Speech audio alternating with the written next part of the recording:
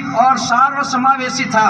स्वामी दयानंद सरस्वती, स्वामी विवेकानंद, स्वामी महर्षि अरविंद आदि आध्यात्मिक नेतृत्व ने देश के जन और जननायकों को ब्रिटिश अधिसत्ता के विरुद्ध सुदीर्घ प्रतिरोध हेतु प्रेरित किया। इस आंदोलन में महिलाओं ने जनजातीय समाज तथा कला, संस्कृति, साहित्य, विज्ञान सहित राष्ट्र जीवन के सभी आयामों में स्वाधीनता के चेतना जागृत हुई।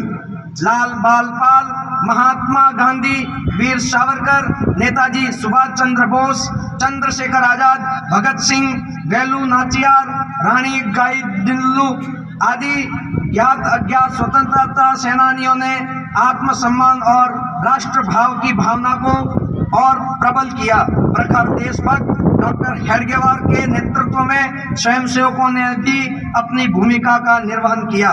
स्व की क्षीण होती प्रेरणा। भारत के स्वतंत्रता आंदोलन में कतिपय कारणों से स्व की प्रेरणा क्रमशः क्षीण होते जाने से देश को विभाजन की विभीषिका झेलनी पड़ी।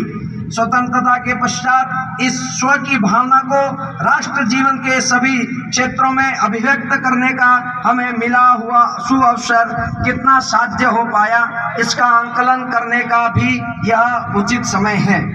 भारतीय समाज को एक राष्ट्र के रूप में सूत्रबद्ध रखने और राष्ट्र को भविष्य के संकटों से सुरक्षित करने के लिए स्व पर आधारित जीवन दृष्टि को दृढ़ संकल्प के साथ पुनः स्थापित करना है।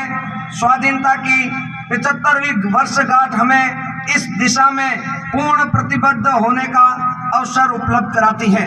स्व के पुनः अनुसंधान की आवश्यकता। यह संतोष का विषय है कि अनेकानेक अवरोध रहते हुए भी भारत के विभिन्न क्षेत्रों में सराहनीय प्रगति की है, लेकिन यह भी सत्य है कि भारत को पूर्ण रूपेण आत्मनिर्भर बनाने का लक्ष्य अभी शेष है।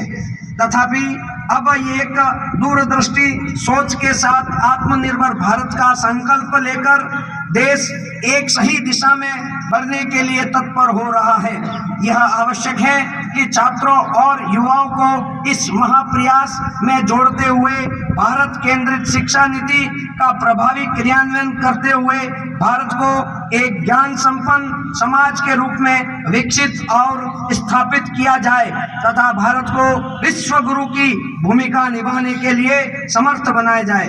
स्वाधीनता के अमृत महोत्सव के अवसर पर हमें अपने स्व के पुनरुत्थान का संकल्प लेना चाहिए, जो हमें अपनी जड़ों से जुड़ने और राष्ट्रीय एकात्म की भावना को परिपुष्ट करने का अवसर उपलब्ध कराता है।